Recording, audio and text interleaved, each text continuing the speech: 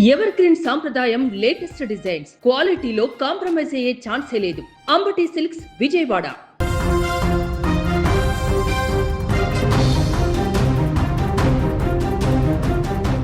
తమిళనాడు రాజకీయాలు ఎప్పుడు ఒక సినిమా థ్రిల్లర్ను తలపిస్తుంటాయి.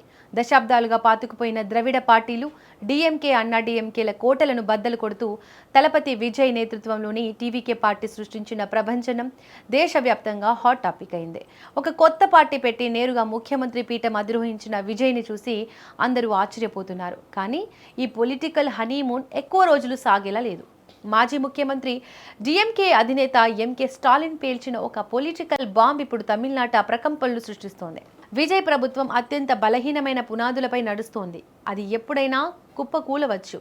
డిఎంకే శ్రేణులు ముందస్తు ఎన్నికలకు సిద్ధంగా ఉండాలి అంటూ స్టాలిన్ చేసిన కామెంట్స్ సంచలనంగా మారాయి. అసలు పవర్లోకి వచ్చిన కొన్ని రోజులకే స్టాలిన్ ఈ వ్యాఖ్యలు ఎందుకు చేశారు? తలపతి విజయ్కు పొంచి ఉన్న ముప్పు ఏంటి? ఎన్నికల ఫలితాల తర్వాత మొదటిసారి డిఎంకే జిల్లా కార్యదర్శులతో సమావేశమైన స్టాలిన్ ఓటమికి పూర్తి బాధ్యత తనదే అని ప్రకటించారు. కానీ అదే సమయంలో విజయ్ గెలుపును కూడా ఒక మాయా సునామీగా అభివర్ణించారు. ఆ మాయ ఎక్కువ కాలం నిలబడదని ఆయన ధీమా వ్యక్తం చేశారు. స్టాలిన్ ఈ రేంజ్లో కాన్ఫిడెంట్గా ముందస్తు ఎన్నికల గురించి మాట్లాడడానికి ప్రధాన కారణం తమిళనాడులో మొత్తం 234 అసెంబ్లీ స్థానాలు ఉంటే ప్రభుత్వాన్ని ఏర్పాటు చేయడానికి 118 సీట్లు కావాలి. కానీ టీవీకే పార్టీకి వచ్చింది 108 సీట్లు మాత్రమే. అంటే మ్యాజిక్ ఫిగర్కు 10 సీట్ల దూరంలో విజయ్ పార్టీ ఆగిపోయింది. మెజారిటీ లేకపోయినా ప్రతిపక్ష కూటమిలో ఉన్న కాంగ్రెస్, వీసీకే పార్టీలతో పాటు అన్నా డిఎంకేకి చెందిన కొందరు రెబల్ ఎమ్మెల్యేల మద్దతు కూడగట్టుకుని తలపతి విజయ్ మైనారిటీ ప్రభుత్వాన్ని ఏర్పాటు చేశారు. మే 13న జరిగిన బల పరీక్షలో కూడా మిత్రపక్షాల మద్దతుతో విజయ్ గట్టెక్కారు. సరిగ్గా స్టాలిన్ టార్గెట్ చేసింది కూడా దీన్నే. సంకీర్ణ ప్రభుత్వాలు, అందులోనూ ఇతర పార్టీల ఎమ్మెల్యేల మద్దతుతో నడిచే ప్రభుత్వాలు ఏ క్షణంలోనైనా పడిపోవచ్చు. మిత్రపక్షాలు ఏ చిన్న అసంతృప్తికి గురైనా లేదా డిఎంకే లాంటి బలమైన ప్రతిపక్షం వాళ్లను తమ వైపు తిప్పుకున్నా విజయ్ ప్రభుత్వం మైనారిటీలో పడిపోతుంది. అందుకే ఆ ప్రభుత్వాన్ని బలహీనమైన పునాదులపై ఉన్న ఇల్లుగా స్టాలిన్ అభివర్ణించారు.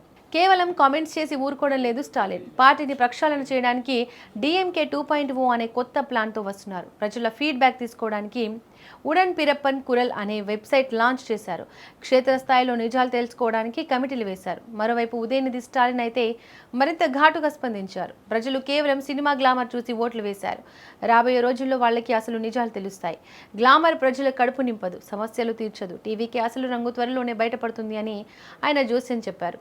ఒక సినిమా హీరోగా తలపతి విజయ్ తిరుగులేని విజయం సాధించి సీఎం కుర్చీలో కూర్చున్నారు. కానీ 60 ఏళ్ల రాజకీయ అనుభవం ఉన్న ఒక బలమైన ప్రతిపక్షాన్ని, డిఎంకే లాంటి ఒక వ్యవస్థను ఎదుర్కోవడం అంత సులభం కాదు. తన ప్రభుత్వాన్ని కాపాడుకుంటూ మిత్రపక్షాలను కలుపుకుపోతూ విజయ్ 5 ఏళ్లు పూర్తి చేశారా, లేక స్టాలిన్ చెప్పినట్లు తమిళనాడులో ముందస్తు ఎన్నికలు వస్తాయా అనేది వేచి చూడాల్సిందే.